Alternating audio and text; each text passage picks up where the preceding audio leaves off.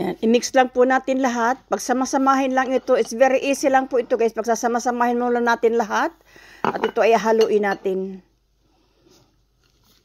Ating onion. Ang carrots.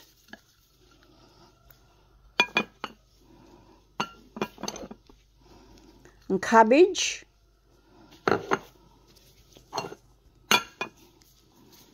Ang ating isang itlog.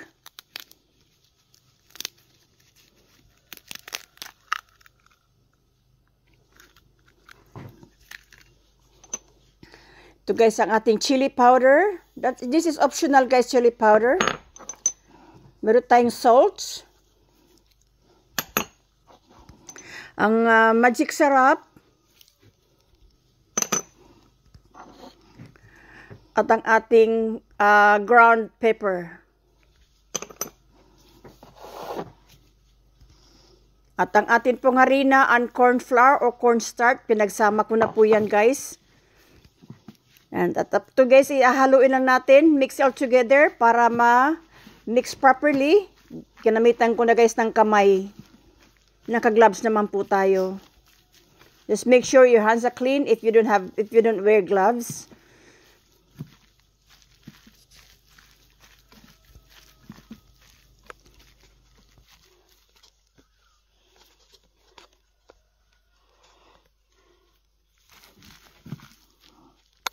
Walang liquid ako guys na nilagay kasi matubig na po ang ating vegetables. Medyo may tubig na po yan sila kaya din ako naglagay ng liquid. Yan. Tikman na rin po ninyo guys kung okay na sa inyo ang kanyang taste. And at habang tayo nagpapainit ng ating pan or kawali with oil. At yan guys, our pan is already hot. Mainit na po ang ating kawali na may mantika or oil. Mag-fried na po tayo guys. Ninipisan ko lang guys kasi para maluto siya agad.